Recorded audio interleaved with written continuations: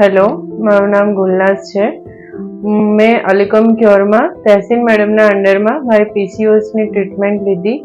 મેં 2021માં એમની ટ્રીટમેન્ટ ચાલુ કરી હતી અને મને પીસીઓએસ નાનપણથી જ હતું અને એના લીધે મને બહુ જ બધા પ્રોબ્લેમ્સ થતા હતા, જેમ કે મારી બોડી બહુ વધી ગઈ હતી અને મને પીરિયડ્સ ઇરેગ્યુલર હતા અને એની સાથે સાથે બીજા બધા મને પ્રોબ્લેમ્સ બી બહુ વધી ગયા હતા. અને મારો ફર્સ્ટ ચાઇલ્ડ 2016માં થયો અને એના પછી મને પીસીઓએસની પ્રોબ્લેમ એટલી બધી વધી ગઈ કે એક ટાઈમ એવો આવ્યો કે મને પીરિયડ્સ જ બંધ થઈ ગયા હતા. એના સાથે પછી મેં ગાયનેકની ટ્રીટમેન્ટ ચાલુ કરી સેકન્ડ કન્સીવ કરવા માટે, પણ તો પણ મને જોઈએ એવા રિઝલ્ટ ના મળ્યા.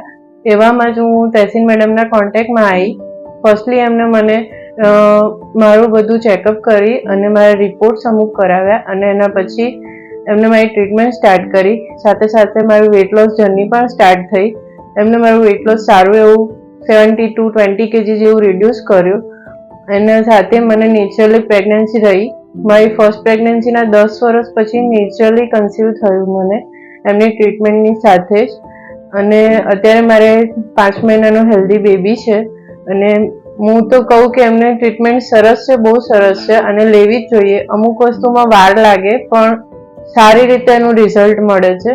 જે લોકોને પીસીઓએસથી પ્રોબ્લેમ હોય અને એના લીધે તમારે કન્સીવ ના થતું હોય એમને ટ્રીટમેન્ટ લેવી જ જોઈએ. સાથે મારી બેનને પણ આ જ પ્રોબ્લેમ હતી. એને પ્રેગ્નન્સી રહેવામાં પ્રોબ્લેમ થતી હતી અને સાથે મિસકેરેજ પણ 2-3 વખત થઈ ગયા. પણ એને પછી મેડમની ઓનલાઈન ટ્રીટમેન્ટ લીધી અને એનાથી એને કન્સીવ થઈ ગયું અને એને પણ અત્યારે 1 વર્ષનું હેલ્ધી બેબી છે.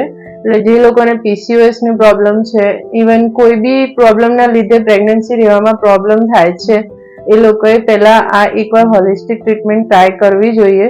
અને સારું એવું વેટ લોસમાં પણ મને વેટ લોસનું એમનું બહુ સરસ હતું અને એની સાથે સાથે મારી પ્રેગ્નન્સી પણ કન્સીવ થઈ અને અમે અત્યારે હસબન્ડ વાઈફ બહુ જ હેપી છીએ. Thank you.